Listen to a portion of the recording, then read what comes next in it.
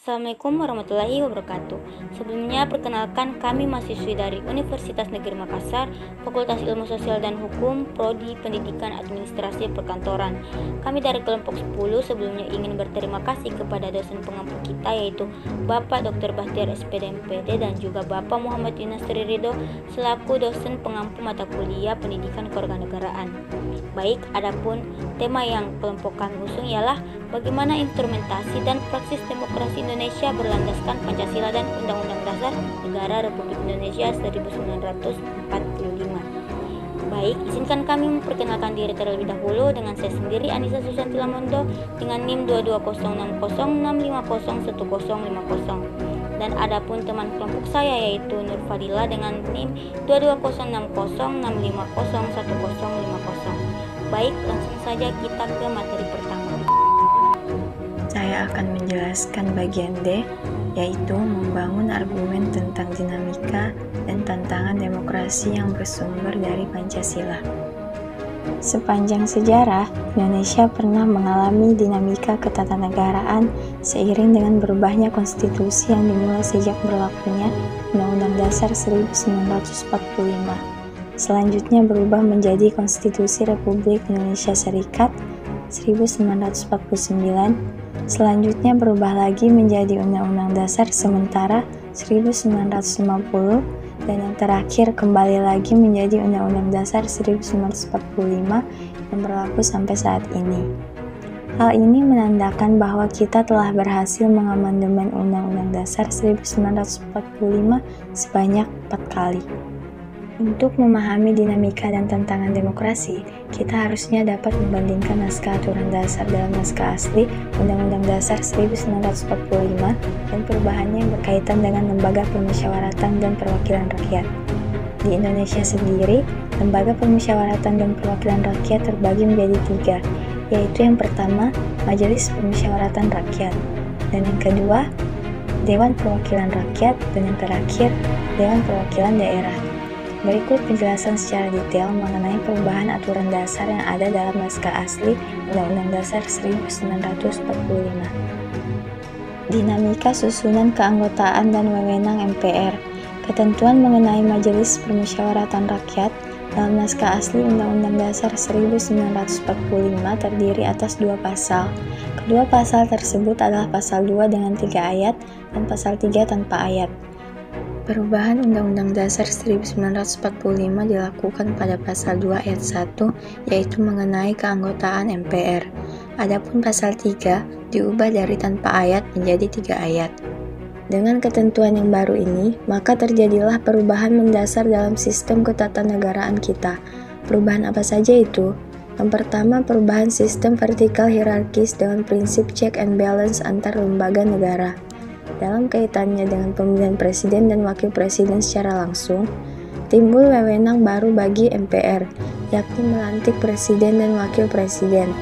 Dalam pasal 3 ayat 2 Undang-Undang Dasar 1945, kewenangan MPR yang lain muncul berdasar pasal 3 ayat 3 Undang-Undang Dasar 1945 adalah MPR berwenang memberhentikan presiden dan wakil presiden dalam masa jabatannya menurut undang-undang.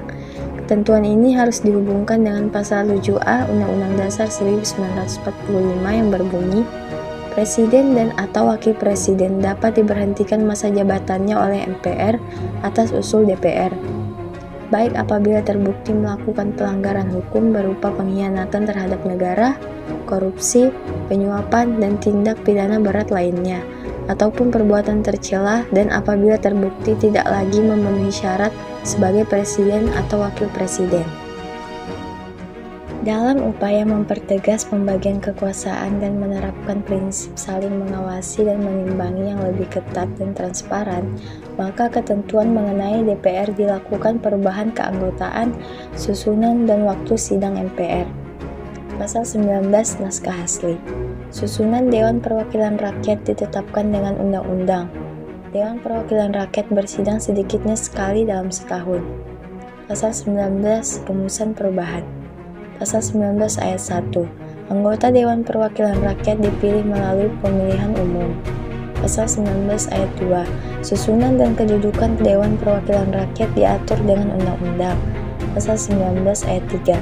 Dewan Perwakilan Rakyat bersidang sedikitnya sekali dalam setahun. Perubahan pasal Dewan Perwakilan Rakyat. Kekuasaan Dewan Perwakilan Rakyat dalam membentuk undang-undang pada pasal 20. Poin pertama, adanya perubahan peran DPR yang diatur dalam pasal 20A. Poin kedua, DPR memegang kekuasaan membentuk undang-undang. Poin ketiga, membahas rancangan undang-undang bersama Presiden untuk mendapat persetujuan bersama.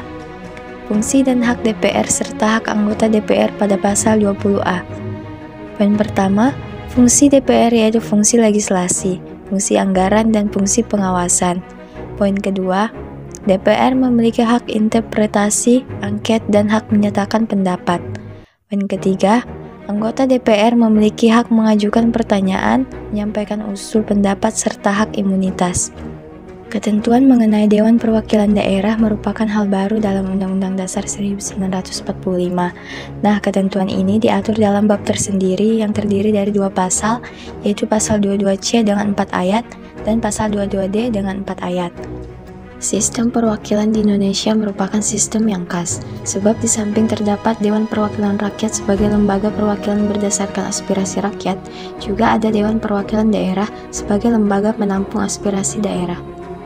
Dinamika ini tentu saja kita harapkan akan mendatangkan kemaslahatan kepada semakin sehat dan dinamisnya demokrasi Pancasila yang telah melakukan konsolidasi menuju demokrasi yang matang atau maturation demokrasi. Hal ini merupakan peluang dan sekaligus tantangan bagi segenap komponen bangsa. Kita beralih ke pembahasan selanjutnya mengenai esensi dan urgensi demokrasi Pancasila. Kehidupan demokrasi yang seperti apa sih yang harus kita kembangkan?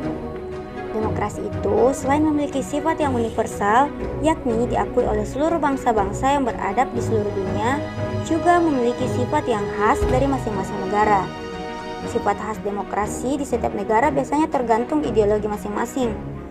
Demokrasi kita pun selain memiliki sifat yang universal, juga memiliki sifat khas sesuai dengan budaya bangsa Indonesia yang berdasarkan Pancasila. Sebagai demokrasi yang berakar pada budaya bangsa, kehidupan demokratis yang kita kembangkan harus mengacu pada landasan ideologi Pancasila dan landasan konstitusional Undang-Undang Dasar Negara Republik Indonesia tahun 1945.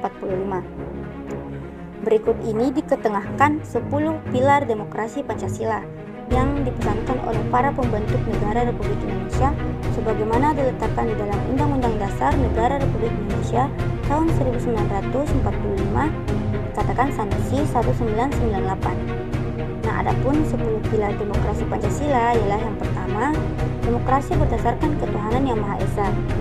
Kedua, demokrasi dengan kecerdasan. Yang ketiga, demokrasi yang berkedaulatan rakyat. Yang keempat, demokrasi dengan rule of law. Yang kelima, demokrasi dengan pembagian kekuasaan. Yang keenam, demokrasi dengan hak asasi manusia. Yang ketujuh, demokrasi dengan pengadilan yang merdeka. Yang kedelapan, demokrasi dengan otonomi daerah. Yang kesembilan, demokrasi dengan kemakmuran. Dan yang terakhir, demokrasi yang berkeadilan.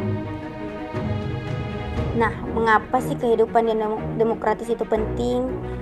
Jawabannya, pada hakikatnya sebuah negara dapat disebut sebagai negara yang demokratis apabila di dalam pemerintahan tersebut rakyat memiliki kesempatan untuk berpartisipasi dalam pembuatan keputusan, memiliki persamaan di muka hukum, dan memperoleh pendapatan yang layak karena terjadi distribusi pendapatan yang adil dalam negara yang menganut sistem pemerintahan. Demokrasi kekuasaan tertinggi berada di tangan rakyat dan pemerintahan dijalankan berdasarkan kehendak rakyat, aspirasi dan kemauan rakyat harus dipenuhi dan pemerintahan dijalankan berdasarkan konstitusi yang merupakan arah dan pedoman dalam melaksanakan hidup bernegara.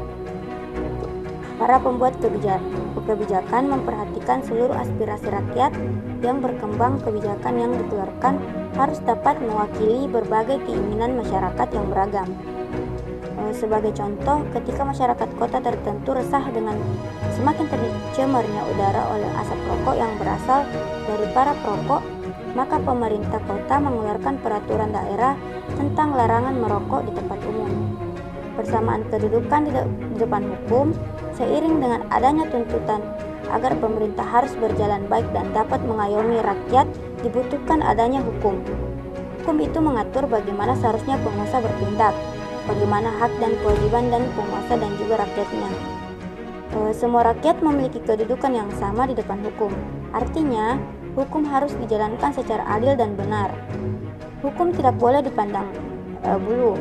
Siapa yang bersalah dihukum sesuai ketentuan yang berlaku. Untuk menciptakan hal itu harus ditunjang dengan adanya aparat penegak hukum yang tegas dan bijaksana, bebas dari pengaruh pemerintah yang berkuasa, dan berani menghukum siapa saja yang salah.